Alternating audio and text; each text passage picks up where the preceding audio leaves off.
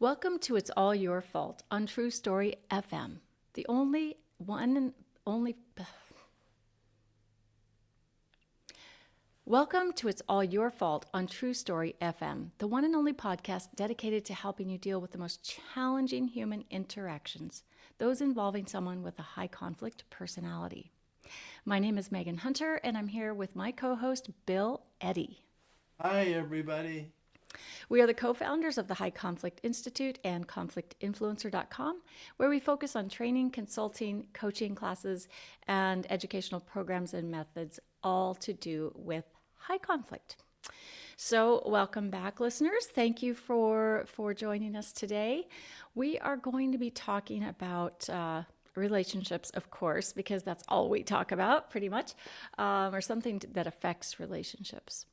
Today we're talking about what to do when you are a grandparent of a child or children whose parents are involved in a high conflict divorce or custody co-parenting relationship, and some of the yucky stuff that comes with that. And then we have another question from a listener about her own co-parenting relationship. So buckle up. Let's see what we have here today. All right, Bill. So this listener has asked if we would consider dedicating an episode to grandparents.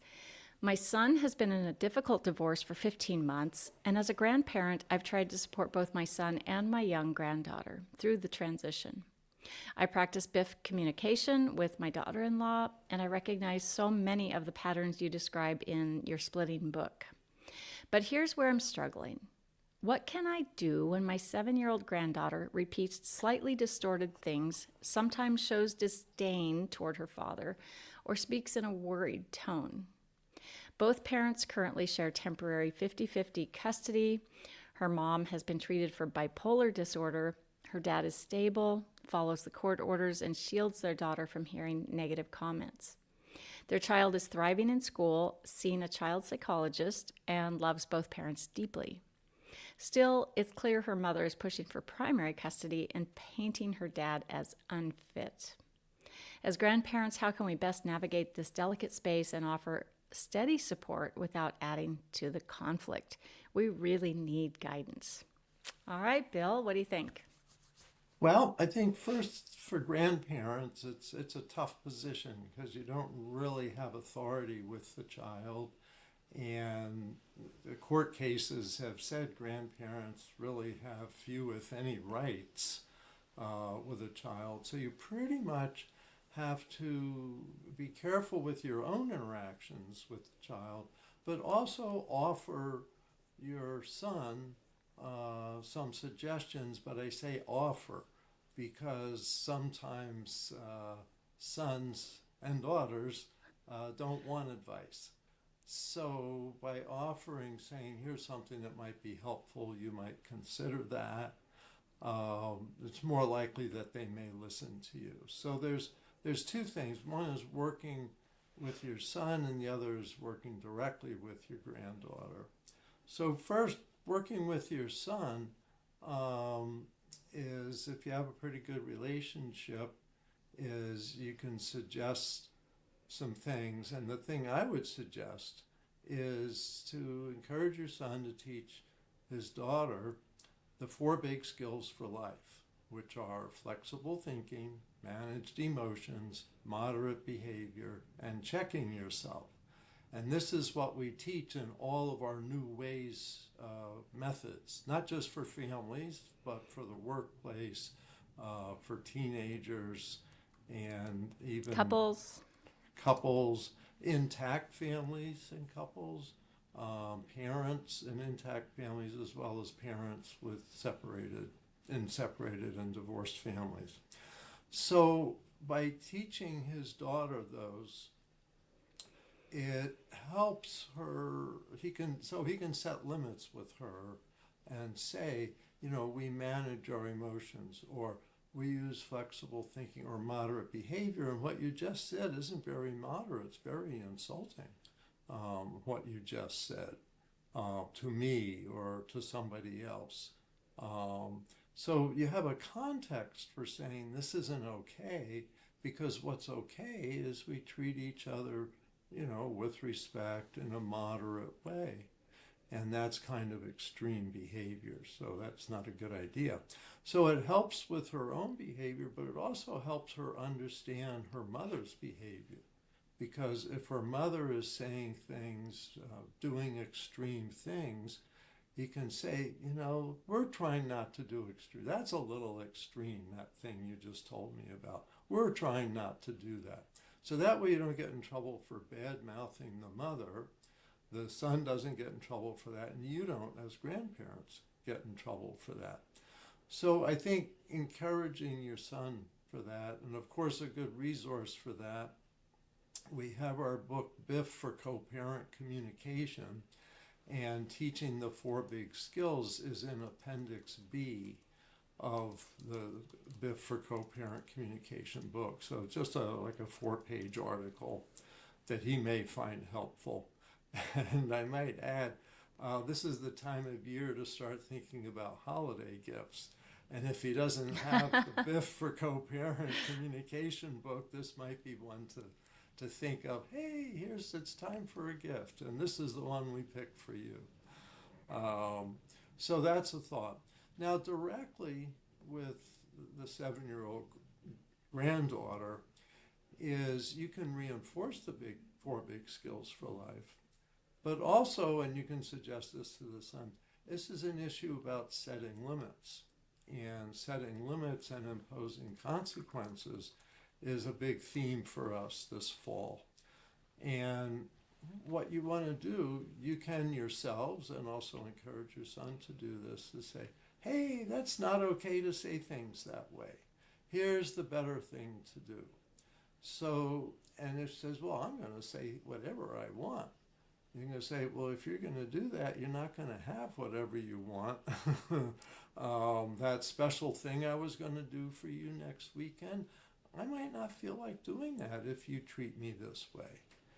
And so a consequence can be very light consequence. Some of the best consequences are, I'm not going to do you favors next weekend if you treat me this way, because I don't feel like doing favors for someone that treats me this way.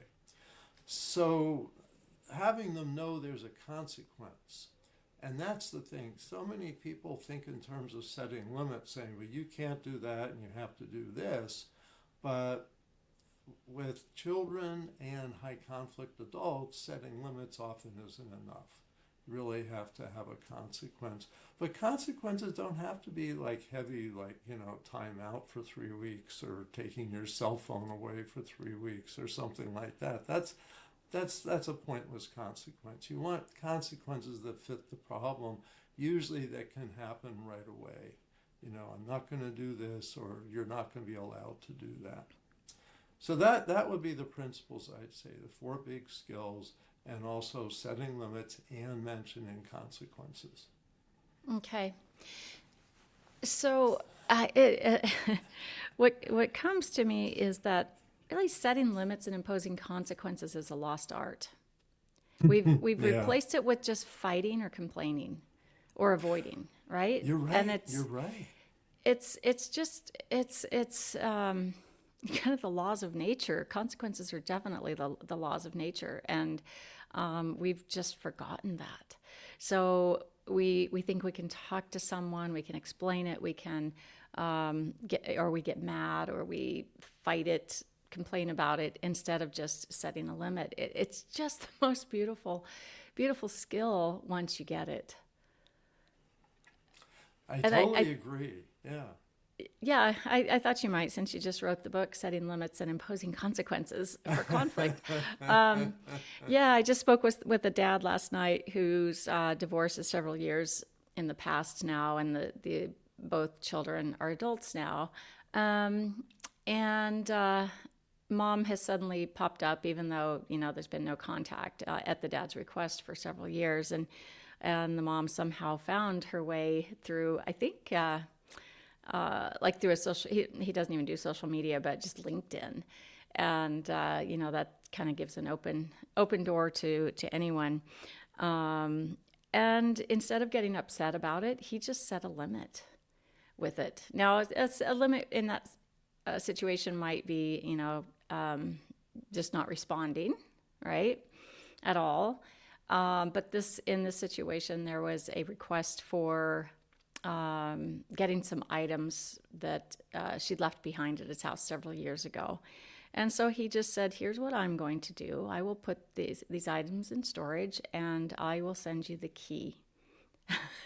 Basically, setting the limit instead of negotiating back and forth or asking what she wanted to do or what wanted him to do, because he saw it was an obvious attempt to just connect with him, because the conversation then went into other things like I have all these problems and and I'm really sorry about everything that happened, but still made the whole conversation about her.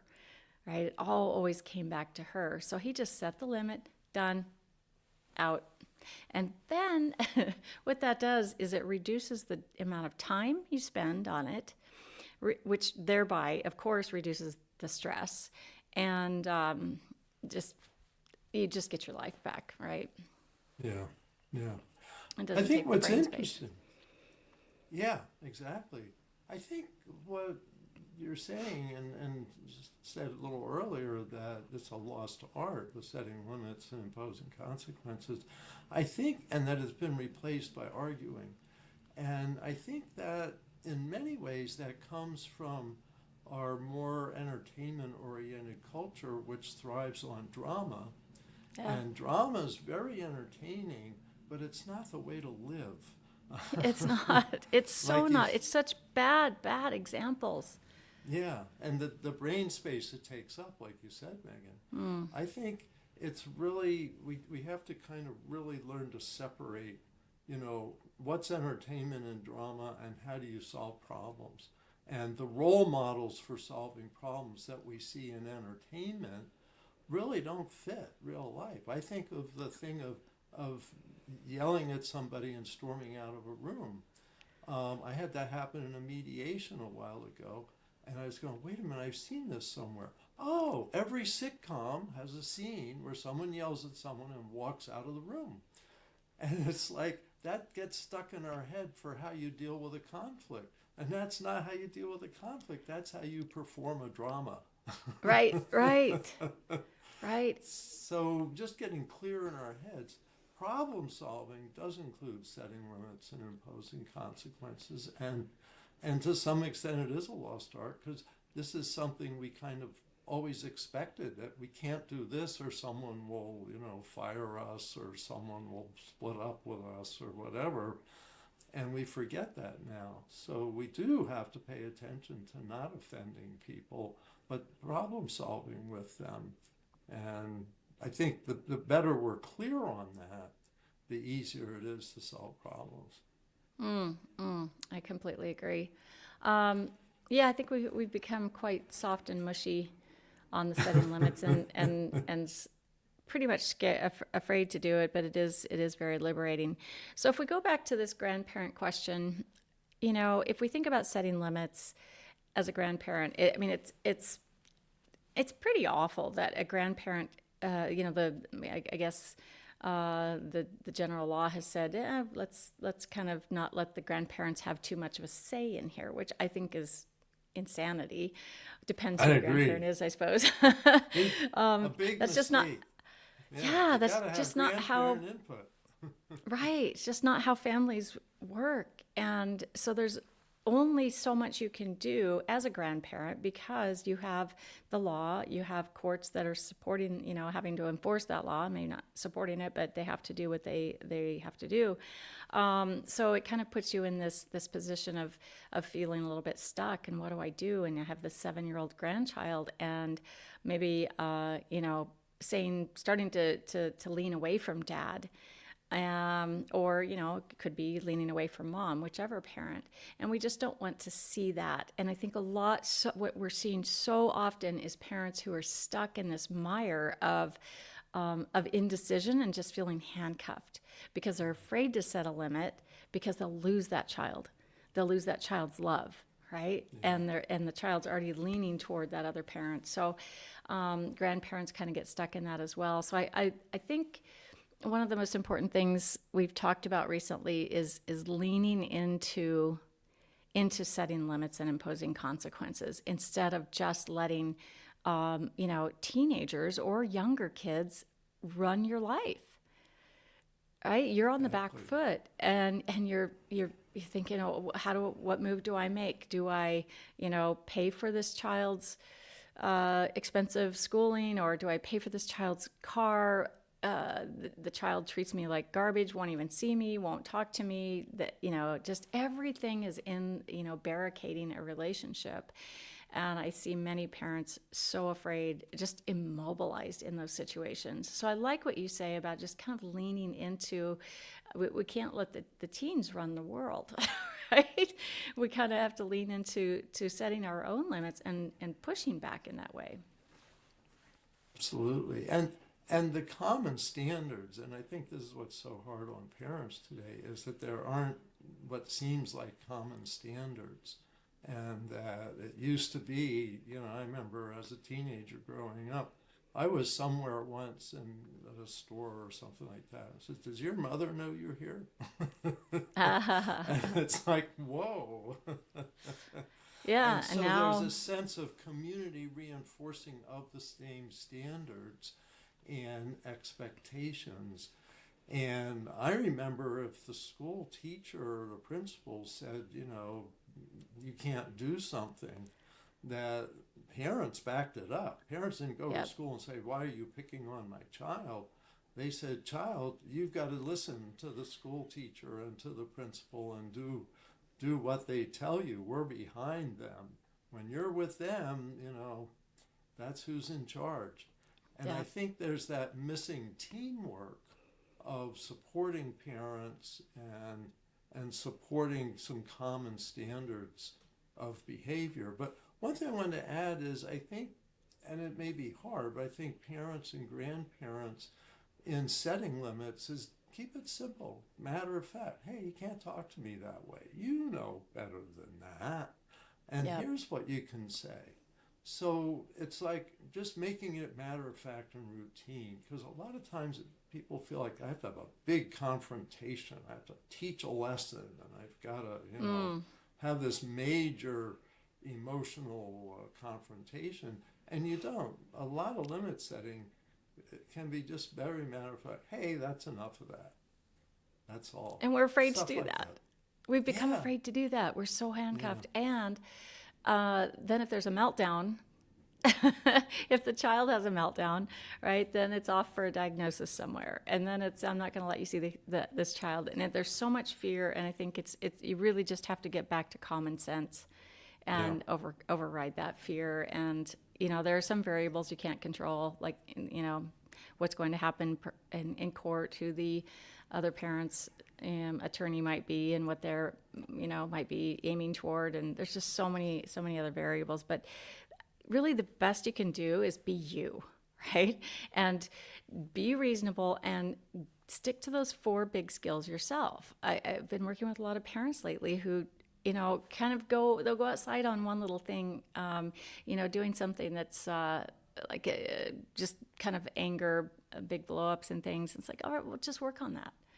Yeah. Just work on that, how to manage your emotions, and do a little repair work with your child, and keep moving on. But common sense, don't get bogged down in sharing your emotions with your child. Let the child be a child, all of those things. And it's just simple little reminders like that. It doesn't have to get bigger. We can keep Right. the conflict small. So Exactly. do what you can that's in your control, Mm-hmm. but it's up to you, as we love to say. Okay, now another question here, Bill. My ex-husband remarried just a year after our divorce. To be honest, that didn't surprise me. He married quickly. Since our split, he's been very high conflict, rarely following the parenting plan, but not in ways strong enough to take it back to court. He often denies me my court-ordered phone calls with our son, claiming I'm interrupting his parenting time. He won't share even basic updates like how preschool is going or if our son has a fever. Instead, he refers to me as a third party and blames me for every bad behavior our son shows. We share 50-50 custody. To protect my sanity, I recently committed to strict BIFF responses, brief, informative, friendly, and firm. Good work. I also mirror the same flexibility he gives me, which is none, because whenever I've tried to compromise, I've ended up burned. His pattern is predictable. If he needs something, he starts off nice. But the moment I don't fully agree, or if I don't respond within 4 hours, even though I'm only required to respond within 24, he shifts into belittling and hostile messages. Now his new wife has reached out to me saying she wants to build a positive co-parenting relationship, but here's where I'm stuck. My ex has PTSD and a traumatic brain injury from his time in the military, and he often shows strong narcissistic traits. So I don't know if her messages are genuine or if they're part of a new dynamic where they work together to maintain control. On my end, I've been setting hard boundaries. I even cut ties with his family on social media to reduce the emotional drain. But I'm wondering, is that making him and his new wife push harder, or is she truly trying to help? So here are my questions. I'll give you a couple at first, Bill, 'cause there's a few here. How do I manage this dynamic? What boundaries make the most sense? And what red flags should I be watching for? Well, I forget the first, but the boundaries, what boundaries should I set? I think just ordinary relationship boundaries that, you know, what you're willing to talk about, when you're willing to talk. I would say work with that because I've seen a lot of cases where first wives and second wives have actually been able to support each other. And I even had a consultation once where they were collaborating on trying to get the father to treat his son better. And when he was at home with the second wife and when he was having contact with the first wife, and that they were a team. They were both on the consultation. How can we deal with this guy who's a father but doesn't have great parenting skills? And we both want to help him improve his parenting skills. So there's potential for a positive relationship. Things to watch out for are warning signs.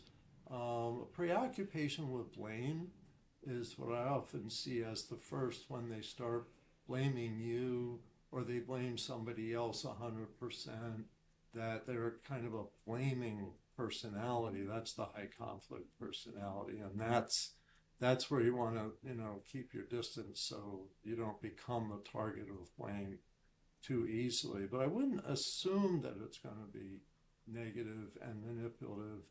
It could be positive and actually help in your dealing with your ex. So I think that just taking it as a reasonable thing, with a healthy skepticism, but be positive and see where it goes. Don't try to be super close. Not too close, not too rejecting. That's often the theme in this kind of situation.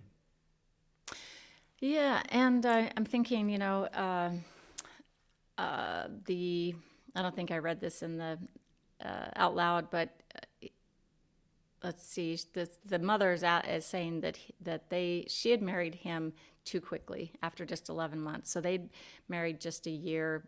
He'd married both women after just a year of knowing them and dating. So maybe kind of quick. So I'm thinking that maybe new wife didn't really know him that well, and then when you get into these relationships, you're married kind of quickly, then you start to see some of the patterns that aren't so positive, and some of those behaviors. So perhaps now new wife is catching on and thinking, okay, I really want to help here, and maybe the way I do that is to reach out to mom and try to make things okay. So I think that's what worth considering while doing the things you said, Bill. Not getting too close, not getting too being too distant. Be careful about what information you share. Let the trust build over time about what you share, and don't get into a bad mouthing back and forth. Sometimes I've seen Yep. I've seen the ex-wife and the new wife kind of get into that pattern of bad mouthing the dad, and that's not good either. So it's trying to stay positive. It's making proposals. It's doing whatever you can to keep the conflict small. So perhaps the new wife has good intentions, and I like what my husband says about new people in our lives. We don't know her yet, but we will. Mm-hmm. Right. And that really is stuck with me. We don't know that person yet, but we will. So during that period of time, getting to know the person, just be careful. Maintain the healthy skepticism, as you said, Bill. And don't share too much personal information. Stay child focused and don't engage in gossip and bad mouthing and, spreading anything like that. Um, What else? Do I try to build enough trust for family activities together, or is that unrealistic? That's a good I question. Yeah, I would be cautious about that. Let me just briefly say, when you look at divorces, they say about 25% of divorces are quotes good divorces where people stay friends, they do things together, they have Thanksgiving together, they sometimes even go on vacations together, and it's like one big happy family. That's 25% of divorces. Another 25% of the divorces are high conflict, where even more than 2 years after they separate, there's still a lot of hostility, maybe a lot of going to court, bad mouthing. The child may feel like they have to take sides to be able to cope. You see resistance to contact, those kinds of things. And there's about 50% of divorces that are pretty much parallel parenting, where the parents don't really interact with each other, but they're not in conflict. So if there's a need, then maybe they switch weekends, something came up, but there isn't like an ongoing close relationship. And I would say the chances are good that you're in that middle category, and that unless things really stand out to you, I wouldn't push for the close one of, holidays together and stuff like that. Um, and also certainly wouldn't push to go high conflict. I think finding that balance, not too close, not too pushing away, may be the healthiest. And one of the problems is if you try to get too close and it doesn't work, then sometimes those become high conflict because people resent, stuff, and there was things that they took personally. So generally, I'd say your best bet is to take a middle ground course, be pleasant, get along, like you said, Megan, is just your healthy skepticism, but be hopeful that this will be okay. But I wouldn't push to be close. Now, um, if the new wife wants that kind of closeness, um, I'd be cautious about that. Really Yeah. let it take a while, because sometimes high conflict people want closeness fast, and then it blows up. And Yeah. that's, you don't want to risk that. It's better to never get to the point where it blows up. And even if the new wife is not high conflict, we know that Right. dad has some PTSD and has, maybe some issues there. And that could, possibly create some issues if he thinks these, two women are conspiring against him. So Oh, there could be lots of different dynamics. So it's, just stay that middle of the road, let things, you're just on a journey.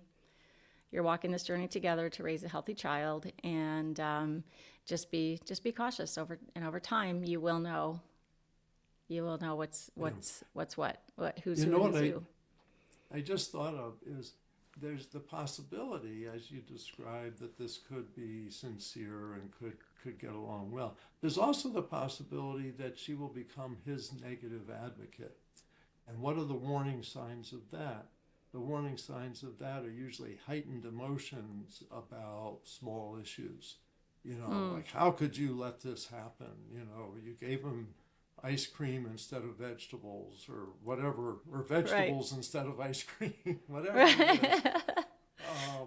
that things seem out of proportion, and she seems real defensive, protective of the ex-husband, because that sometimes happens too. You get a negative advocate who's a high conflict person, and now you have two of them sometimes. So that's the other thing to be aware of, the disproportionate negative emotions to events. Okay, good. Well, I hope this has been helpful, listeners. There's a lot of divorce happening out there. We've just seen in the news that Nicole Kidman and Keith Urban have filed for divorce, I'm and so they have. sad about that. Oh, Yeah. I know. They got married the same year that Paul and I were married, and so 19 years, and it's just yeah. And we see other celebrities. I think the Scott Wolf case. We've talked about that on some other podcasts, not our own, but others, and just all of the elements are there in that one. There's restraining orders. There's psych evals and substance abuse and all kinds of things. So that, folks, is the definition of high conflict. But it That's doesn't always not look that big. Nicole. That's not Nicole and Keith, is No, it? no, Okay. no, no, no, no. It's the Hopefully other that one. one will just be very smooth and easy. But now this is the, Amicable. the Scott Wolf case. Yeah. Mm. Anyway, well, thank you for listening. I know you've been busy, Bill, and you're about to take off on a month-long, really, really strenuous traveling and training schedule. I've just kind of wrapped up my 6 or 7 months of strenuous traveling and training. So I wish you the best Thank as you're you. out there on airplanes. I think you're going to Canada, and where else are you going? Well, vacation, I'm going to be going to a new place, never been to, Croatia and Slovenia for a Nice. couple weeks. Then I'm on the plane to Canada and Middle California for a collaborative divorce conference. I have to look at my schedule, but You've got a lot going. let me just mention, in the last 17 days, I gave 11 presentations in 6 cities in 2 countries, US and Canada. And Wow. I don't Including think ever, keynotes. mostly keynotes this time. It's Oh, really interesting. amazing. Yeah, so there's like 100 people, 400 people, stuff like that. It's very exciting, but the travel part and the back-to-back part, I'm gonna back off of some of that. So it's a good experience. I love sharing this information and meeting people, but I have to get I have to work on balance. So that's what's coming up Well, after October. exactly. And you have vacation, a little bit of vacation. So Yep. enjoy that. Don't overdo it. Thank you. All right. Well, we'll put the links for everything in the show notes today. If you're looking for any training, we do all kinds of training for any kind of industry or government or anywhere. Anywhere there's high conflict. We like to help. If you need a consultation, let us know. highconflictinstitute.com, or our website for those who are dealing with high conflict in their personal lives is conflictinfluencer.com. Keep learning and practicing the skills. Be kind to yourself and to others while we try to keep the conflict small and find the missing piece.